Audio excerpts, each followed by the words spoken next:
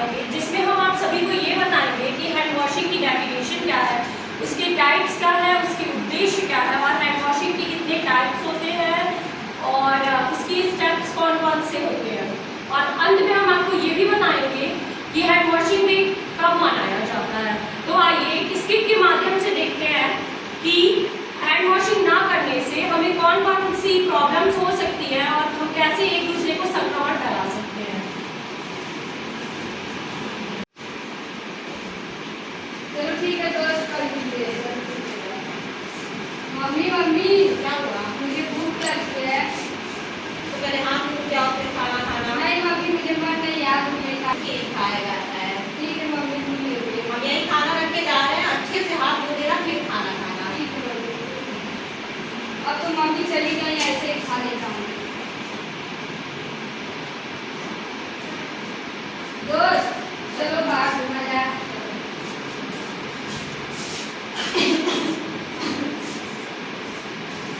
ठीक है दोस्त, कर दीजिए। मम्मी मम्मी क्या हुआ? भूख लगी है, कुछ खा ले तो। अभी तक तुम कहाँ थे? दोस्त के साथ खेला था। तो बाहर से आ रहे हो तो उसके साथ खेल के पहले अपने हाथों को धो फिर खाना खाना, उसके बाद तुम्हें समझाएं। ठीक है मम्मी। खाना खा लेना, वहीं रख दे रहे हैं, हाथों को अच्छे से धो के ही खाना। ठीक है मम्मी। मम्मी तो फिर चली गई, अब ऐसे खा लेता हूँ। कुछ दिनों तक ऐसे ही चलने के बाद अब देखते हैं चिंटू को क्या होता है। मम्मी मम्मी मम्मी मम्मी मेरे पेट में बहुत ही दर्द हो रहा है। कुछ खाए थे क्या बाहर का? चाट खाया था। चिंटू के पापा, हाँ चौका बोलो। देखिए ना, पता नहीं इसका पेट अचानक से क्यों दर्द होने लगा। चलो दिखा देते हैं क्या कर सकते हैं। चलिए।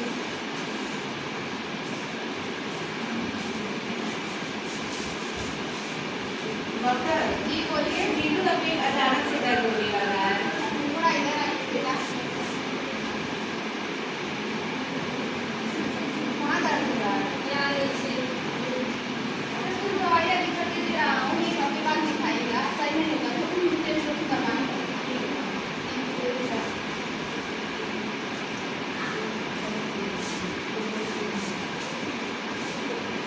एक हफ्ते तक दवाइयाँ खाने के बाद मम्मी मम्मी क्या हुआ? मेरा पेट सही नहीं हो रहा, बहुत तेज दर्द हो रहा है।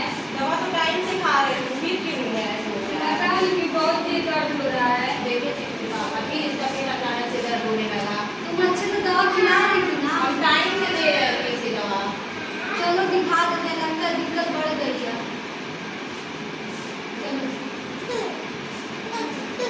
डॉक्टर साहब देखिए मेरे बेटे के पेट में दर्द नहीं हो रहा है, तो भी लग रहा है इनका टेस्ट करवाना पड़ेगा। आप करवा दीजिए, समझा क्या लग रहा है इनका पेट में ब्लड टेस्ट और अल्ट्रासाउंड करवा कर लाइएगा। आप अपने बच्चे को शाम तक दिखा दीजिएगा। चलिए चलिए आप टेस्ट करिए।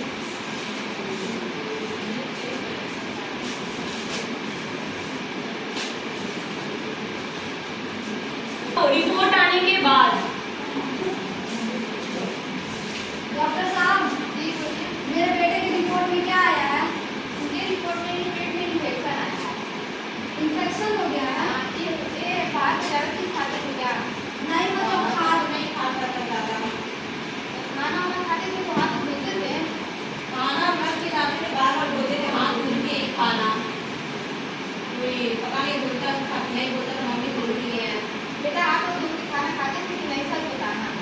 नहीं डॉक्टर साहब, बात नहीं हो रही। लग रहा है कि संक्रमण तुम्हारे हाथों के जरिए पेट में पहुंच गया है, इसीलिए इन्फेक्शन हो गया है। डॉक्टर साहब, डॉक्टर में हैंड वॉशिंग क्या होता है? हैंड वॉशिंग के बारे में हमारे नर्स लोग बताएंगे आपको कि क्या होता है और कैसे होता है। पूरा प्रक्रिया का साथ लीजिए। अब जानते हैं कि हैंड वॉशिंग क्या होता है। जैसा कि आप जानते हैं हैंड वॉशिंग वो प्रक्रिया है जिसके द्वारा हम अपने हाथों को साबुन और पानी से धुलते हैं और इसमें जैसे यहाँ पे उपस्थित हमारे वायुमंडल के उपस्थित जो जीवाणु होते हैं हमारे हाथों में लग जाते हैं, तो हमारे हाथों के रास्ते हमारे मुंह में जाते हैं, इसलिए इन्फेक्शन हो जाता है। इसलिए हमको अपने हाथों को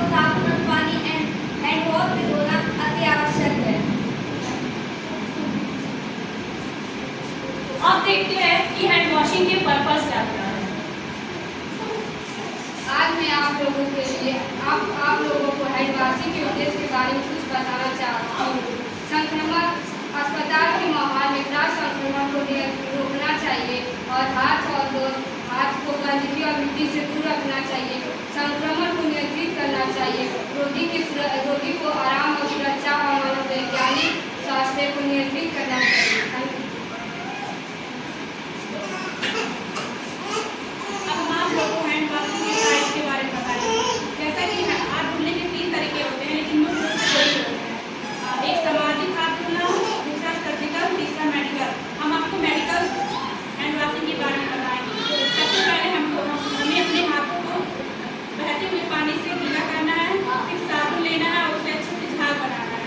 झाग बना के फिर अपने हाथों को पूरे सभी सतहों को अच्छे से साफ करना है। जैसे कि पहले हम सामने से हाथ को धुलेंगे, फिर बैक टू बैक, फिर इंटरलॉकिंग फिंगर, फिर मुट्ठी को धुलेंगे, साफ करेंगे, फिर अपने अंगूठे को, दोनों हाथों को, और ये सभी प्रक्रिया, फिर उसके बाद कलाई, और ये सभी प्रक्रिया 5-5 सेकंड तक होती है और फिर 1 मिनट तक होता है। इसके बाद अपने हाथों को खुली हवा में सुखाएंगे, किसी तौलिए में नहीं पहुँचेंगे, इससे भी संक्रमण का खतरा बन सकता है। और हैंड वॉशिंग का यूज हम लोग संक्रमण से रोकने के लिए करते हैं, जिससे कि ये संक्रमण फैलेगा।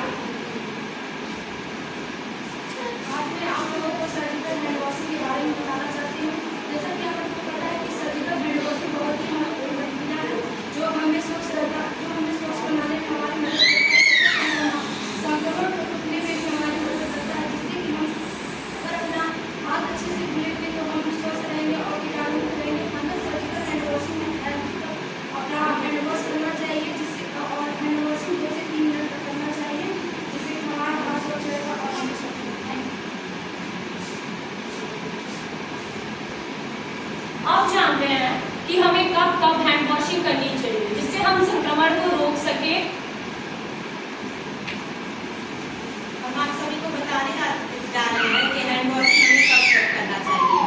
WHO द्वारा तैयार हाथ की स्वच्छता के लिए 5 मिनट्स होते हैं, और ये 5 मिनट्स उस समय एक नर्स पालन करती है जब एक मरीज का निरीक्षण करने जाती है, जो जिसमें पहला है रोगी को छूने से पहले, दूसरा है रोगी को छूने के बाद, तीसरा है कोई भी प्रोसीजर शुरू करने से पहले, चौथा है प्रोसीजर समाप्त करने के बाद, और 5वां है मरीज के आसपास वातावरण में आने के बाद। इसमें पहला है रोगी को छूने से पहले।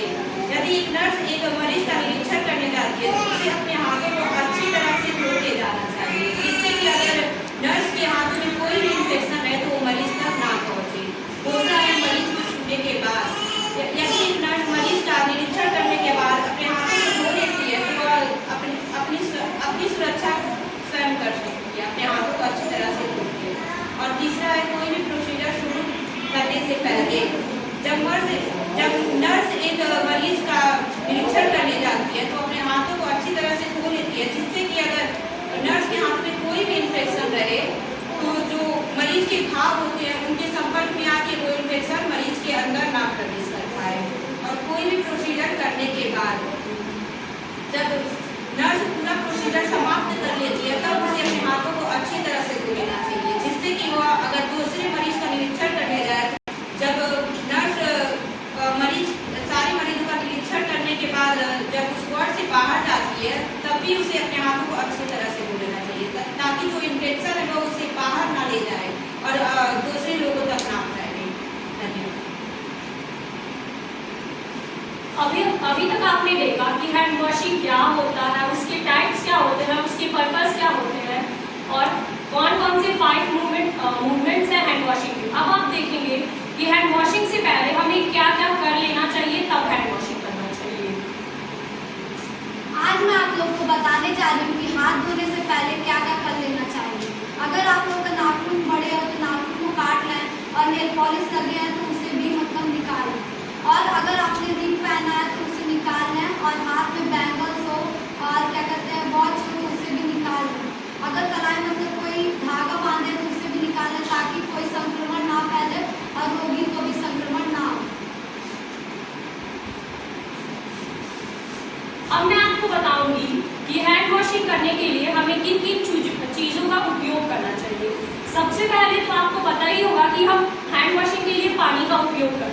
नॉर्मल हैंड वॉशिंग के लिए।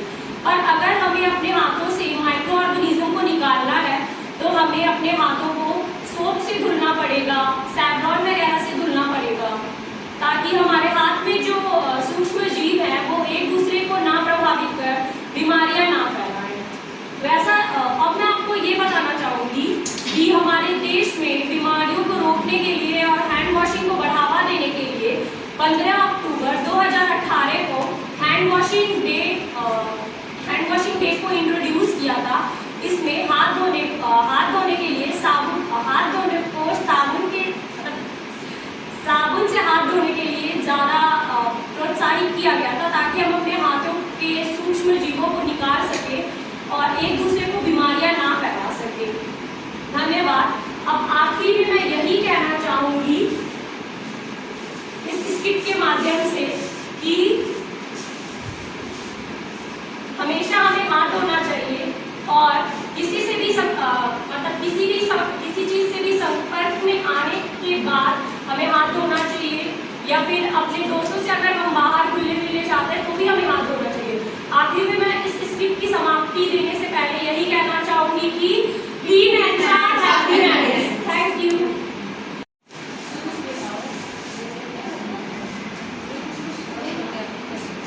अब हम देखेंगे कि स्टेप्स ऑफ हैंड वॉशिंग। तो पहला स्टेप्स है पाम टू पाम, इसे 10 सेकेंड तक आपको करना है। अब दूसरा स्टेप है हमारा बैक टू बैक, 5 सेकेंड उस हैंड को और 5 सेकेंड उस हैंड को। अब तीसरा है हमारा इंटरलॉकिंग,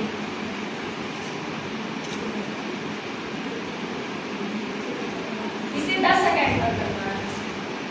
चौथा है हमारा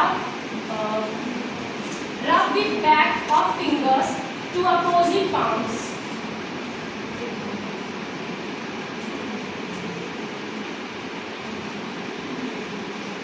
इसके बाद है थंब को क्लीन करना दोनों हैंड के।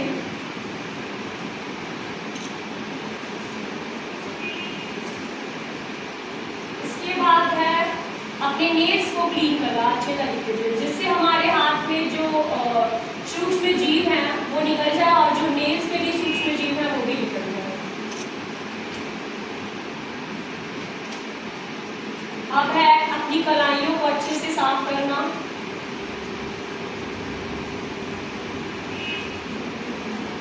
Thank you.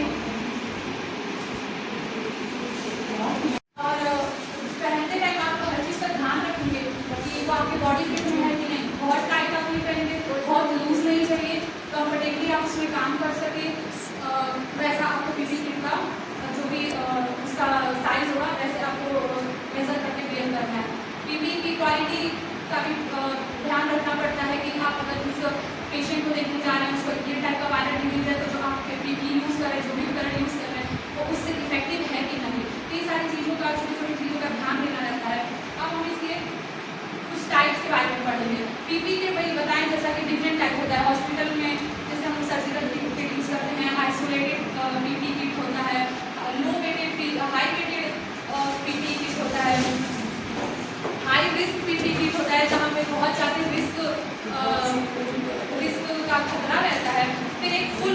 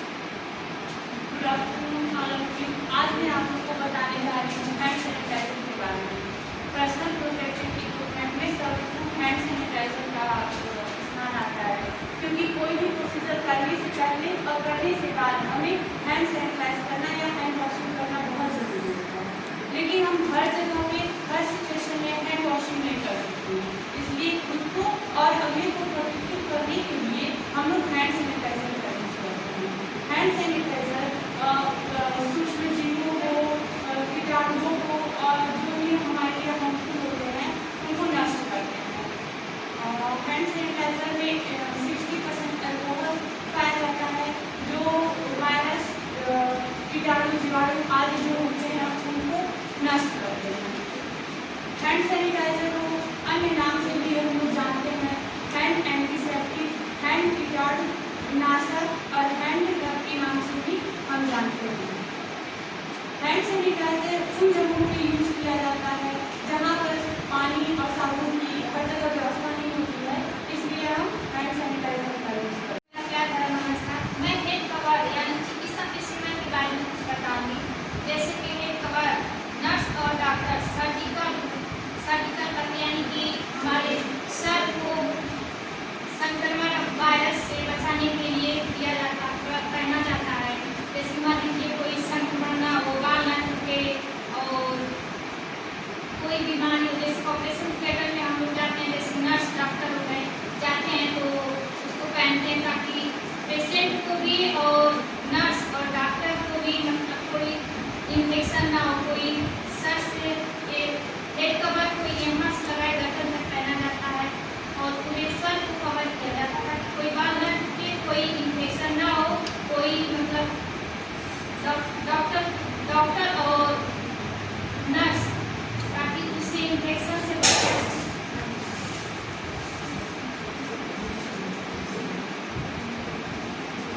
Good afternoon everyone, आज हम आपको सर्जिकल मास्क के बारे में कुछ बताने जा रहे हैं।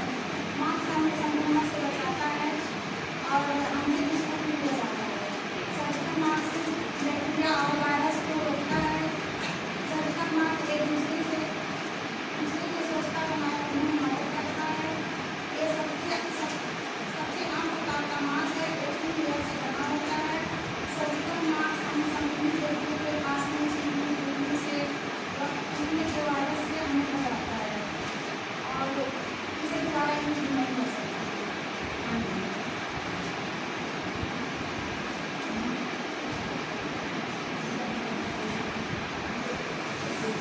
गुड मॉर्निंग एवरीवन, मैं आपको N95 रेस्पिरेटरी मास्क के बारे में बताऊंगी।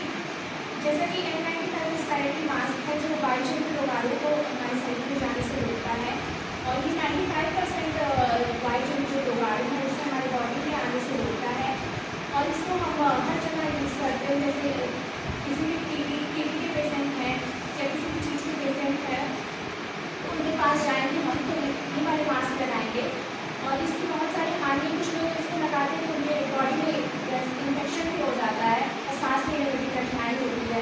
इसमें ईयर ट्यूब होते हैं और नोज क्लिप होता है जो हमारे N95 मास्क होता है, इसको हमारे चेहरे को फिट रखने को मदद करता है। Thank you.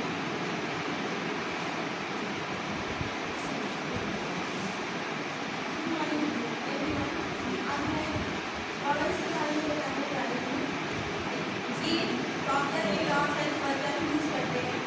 ये संरक्षक चश्मा सुरक्षात्मक रूप का होता है। ये हमारी नेत्रों को अच्छी तरह से कवर किया जाता है। ये हमें बैक्टीरिया या किसी कीटाणु या रोग या कर्ण या जल और या खून से बचाता है। ये हमें सुरक्षा प्रदान करता है। ये यूजेबल है,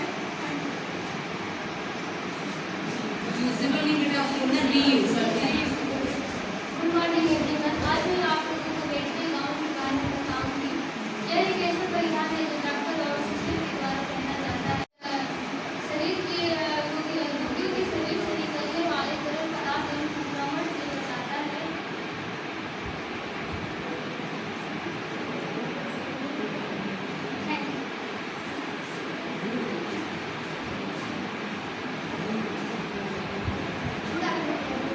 मैं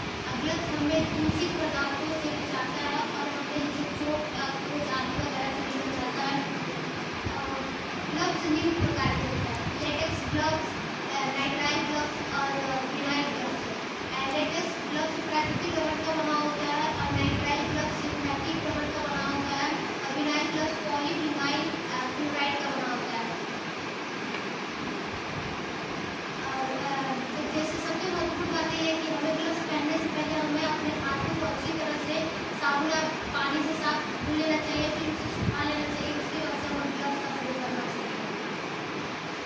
अब ग्लव्स यूज करने के बाद से हमें उसे ऐसी जगह पे, सार्वजनिक जगह पे नहीं फेंकना चाहिए, उसे लाल डिब्बे में रख देना चाहिए, उसे निपटान अच्छी तरह से करना चाहिए।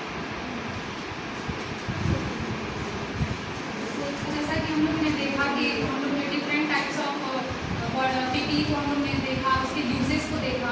अब हम लोग यूज़ तो समझ गए कि यूज़ कैसे करना है, बट उसको पहनना कैसे है और किस ऑर्डर में पहनना है। ऐसा नहीं है कि आप कुछ भी उठा के किसी भी ऑर्डर पहले मास्क लगा लिया, पहले ग्लव्स निकाल लिया, तो ऐसे नहीं होता है, उसका भी एक ऑर्डर होता है। अब हम लोग वही लास्ट हम लोग ये पॉइंट पे techniques of wearing and removing, तो हम लोग कैसे पहनेंगे। तो सबसे पहले हैंड वॉशिंग सबसे मेन इम्पॉर्टेंट है। आप अपने हाथ को पहले डिसअप्रेविट कर ले, पहले हैंड वॉशिंग कर ले। हैंड वॉशिंग के जितने भी स्टेप्स होते हैं उनको फॉलो करके सबसे पहले हम लोग हैंड वॉशिंग करते हैं। हैंड वॉशिंग के बाद हम लोग हेड कवर लेंगे। हेड कवर पहने हम सर्जिकल किट की बात करें, जो प्रॉपर पूरा फुल बॉडी इक्विपमेंट्स की बात कर रहे हैं, तो उसके बाद हम लोग कैप पहनेंगे। ठीक है, कैप पहन लिया, उसके बाद शू कवर पहनेंगे। देन फिर हम लोग गाउन का भी वही तरीका है, आप किसी की हेल्प के थ्रू से वो पीछे नॉट आप लगवा सकते हैं। गाउन पहने, फिर मास्क लगाए। मास्क अगर जैसा इसमें दिख रहा है तो ऐसा मास्क है तो आप सिंपली ऐसे वियर कर सकते हैं, उसको स्ट्रेच करके। लेकिन और जो मास्क आते हैं हॉस्पिटल्स वगैरह में, जो एक मास्क आता है उसके स्ट्रिप्स ऐसे निकले रहते हैं, 4 स्ट्रिप्स होते हैं, दो ऊपर दो नीचे। उसके लोब्स को, तो जो ऊपर के लोब्स हैं सबसे पहले ऊपर के लोब्स को बांधेंगे मास्क लगाते हैं। तो ऊपर के जो 2 लोब्स हैं वो हम लोग जूड़े के ऊपर बांधते हैं, और जो नीचे के 2 लोब्स हैं वो हम लोग यहाँ नेक के पीछे बांधते हैं। ठीक है, उसके बाद हम लोग फिर गॉगल्स यूज़ करते हैं, क्योंकि पहले आप गॉगल्स लगा लिए फिर मास्क लगाए तो गॉगल्स के ऊपर आता है। देन हम मास्क के बाद फिर हम लोग गॉगल्स पहनते हैं, हम लोग ग्लव्स पहनते हैं, क्योंकि सबसे ज़्यादा काम आपको हाथ से ही करना है, तो वो इन्फेक्टेड हो जाएगा, प्रॉब्लम हो जाएगा। तो ये सारे टेक्निक्स हैं, ऑर्डर्स हैं जिसके थ्रू हम लोग पहनते हैं। अब पहनने के बाद निकालने का प्रोसेस है, सारा प्रोसीजर आप वहाँ कर लिए, जो भी सर्जरी या जो भी आप पेशेंट को देखा था देख लिए। अब निकालने का स्टेप आता है। निकालने में सबसे पहले हम लोग ग्लव्स को निकालते हैं, क्योंकि सबसे ज़्यादा इन्फेक्टेड वही रहता है। अगर आप ग्लव्स पहनते ही अगर सारी चीज़ें निकालें तो और भी इन्फेक्टेड हो जाएंगे। तो सबसे पहले हम लोग ग्लव्स को निकालेंगे। उसके बाद हम लोग 1 बाय 1 करके बाकी इक्विपमेंट्स निकालेंगे, जैसे हेड कवर निकाल दिया, उसके बाद आप अपना गॉगल्स निकाल दिए, फिर मास्क को खोलते टाइम आप ध्यान देंगे कि पहले पीछे वाला लो, नीचे वाला खोलेंगे, नेक के पीछे वाला जो होता है, क्योंकि अगर आप ऊपर वाला खोल देंगे तो वो ऐसे गिर जाएगा, तो उसका जो बाहरी सर्फेस है वो आपके बाकी पार्ट से टच होगा, क्योंकि वो सारा इन्फेक्टेड हो सकता है कि इन्फेक्टेड हो चुका। तो आप बाहर की सर्फेस को बिना टच किए बस लोब्स को ऐसे पहले नीचे वाला खोलेंगे, तब आप ऊपर वाला खोलेंगे और मास्क को आप हटा देंगे। फिर गाउन पे भी निकालते समय ध्यान दीजिए कि ऐसे करके नहीं निकाल सकते, पीछे का नॉट खुला और अंदर से पुश करते हुए आप लोग गाउन निकालते हैं। हम लोग उसका ये प्रोसेस होता है गाउन निकालने का। उसके बाद हम लोग शू कवर निकालेंगे, फिर लास्ट में हम लोग हैंड वॉशिंग करते हैं। सारा चीज़ निकालने के बाद लास्ट में आता है हैंड वॉशिंग। हैंड वॉशिंग भी इम्पॉर्टेंट है, आपको फिर से अपने हाथ को डिसअप्रेविट करने के लिए हैंड वॉशिंग करेंगे और ये सारे प्रोसीजर को फॉलो करेंगे, पहनते और निकालते समय सारे ऑर्डर्स को केयरफुली फॉलो करेंगे। उसके बाद सारी चीज़ें हो गई। अब हम लोग निकालने के बाद फेंक तो नहीं देंगे कहीं भी, क्योंकि वो सारी यूज़ की हुई हैं, कि कोई और इन्फेक्टेड हो सकता है, उसको ओपन में तो फेंक नहीं सकते, क्योंकि वहाँ पे अदर पेशेंट भी आएंगे, बच्चे बूढ़े सब आएंगे, तो उसको हम लोग को सुरक्षित रूप से उसको डिस्पोज करना पड़ता है। तो हम लोग देखेंगे कि जो भी उपकरण है उसमें से जो रीयूजेबल है उसको अगर दोबारा से उसका यूज़ हो सकता है, अगर वो बहुत इन्फेक्टेड नहीं और उसका यूज़ हो सकता है तो हम लोग उसको डिसइंफेक्शन के लिए भेज देते हैं, जहाँ पे वो उसको डिसइंफेक्ट किया जाता है, उसके सारे कीटाणु वायरस को मारा जाता है और वो दोबारा से यूज़ करने के लिए वापस आता है। लेकिन जिन चीज़ों को हम लोग यूज़ नहीं कर सकते दोबारा से, जैसे ग्लव्स वगैरह हो गए, वो यूज़ नहीं कर सकते, उसको हम लोग प्रॉपर पहले प्लास्टिक बैग में कवर करेंगे, तब जाकर उसको हम लोग जो कलर्स वाले डस्टबिन होता है उसमें डालेंगे। अब पॉलीथीन में से रैप कर रहे हैं, क्योंकि अगर आप ऊपर ऐसे डायरेक्ट वो कर देंगे, डिस्पोज कर देंगे, तो हो सकता है वो डायरेक्ट कॉन्टैक्ट में किसी के आ जाए, कोई और डस्टबिन गया वो डायरेक्ट कॉन्टैक्ट में, इसलिए उसको रैप करके अच्छे से डिस्पोज कर देंगे, तो ताकि हम लोग एक स्वच्छ सुरक्षित वातावरण का माहौल वहाँ बनाए रखें। वैसे पीपी का कोई ऐसा स्पेशल डे नहीं है, जैसे हेड डे होता है, इन्वायरमेंट डे होता है, लेकिन पीपी के कोई ऐसा स्पेशल डे नहीं है, फिर भी सेफ्टी पर्पज के लिए एक कैंपेन चलाया जाता है। तो फॉरेन कंट्रीज में ये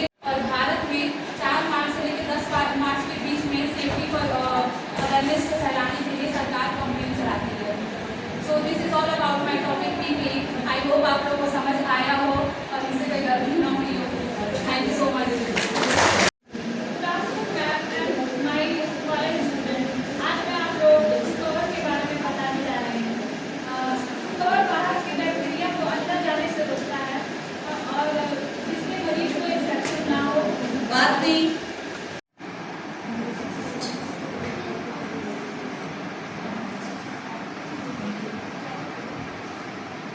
Thank you, teachers and my dear classmates.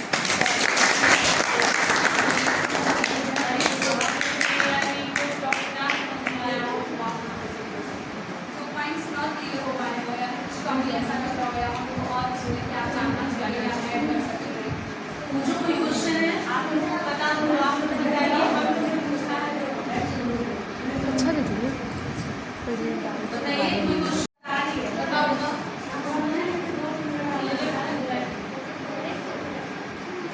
कैसे बताइए पहले वो ऐसे ही निकाली है क्योंकि ये भी आपका इन्फेक्टेड है और ये भी इन्फेक्टेड है।